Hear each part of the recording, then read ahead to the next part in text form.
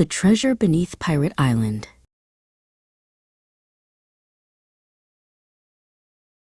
Soren lived in a town where the wind always smelled of salt and the waves whispered secrets to the shore.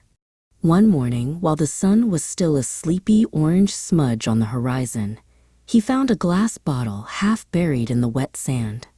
Inside, tucked away from the reaching tide, was a piece of parchment that hummed with the promise of adventure. Soren took the map to the oldest house on the pier where Alaric lived. Alaric was a man who had more lines on his face than there were paths on the sea. He smoothed the parchment over a driftwood table, his eyes widening as he recognized the jagged silhouette of the forbidden islet.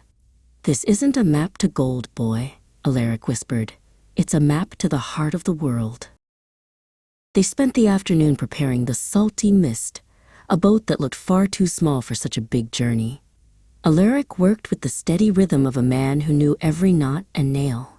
He checked the ropes and polished the brass compass, his movements precise despite his age. The sea was calling, and they had to answer before the moon rose. As they approached the forbidden islet, the sky turned a bruised purple. The island looked like a giant, sleeping beast made of obsidian and sharp rocks. Soren stood at the very front of the boat, feeling the cold spray of the ocean on his cheeks. He could hear the thunder of waves crashing against the cave entrances, sounding like a rhythmic drumbeat from the depths. They navigated the boat into a narrow sea cave where the water turned as smooth as glass. Just as the darkness threatened to swallow them, a flash of bright green feathers swooped down from the ceiling. It was Echo, a parrot who seemed to have been waiting for them. Alaric held his lantern high, and the bird landed on a nearby ledge, its eye reflecting the golden flame. The cave grew narrower, forcing them to leave the boat behind and wade through the shallow turquoise water. Soren and Alaric moved slowly, their shadows dancing against the wet stone walls. The air here felt different, warm and sweet, like a summer garden hidden beneath the cold ocean floor.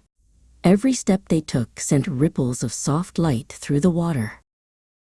Soren stopped to touch a patch of moss on the wall, and to his surprise, it pulsed with a soft, rhythmic light.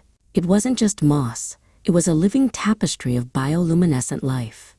He realized then that the map hadn't been leading them to a chest of coins, but into a world where the earth itself was the jewel. Further ahead, the tunnel opened into a cathedral of light. Alaric looked up, his face filled with a wonder he hadn't felt in decades. Echo soared through the vast space, his green wings catching the prismatic light, reflecting off thousands of hanging crystals. "Listen," Alaric said, gesturing to the air. The cavern was singing, a low vibration that resonated in their very bones. At the center of the chamber stood the true treasure, a massive, glowing coral tree that reached toward the ceiling.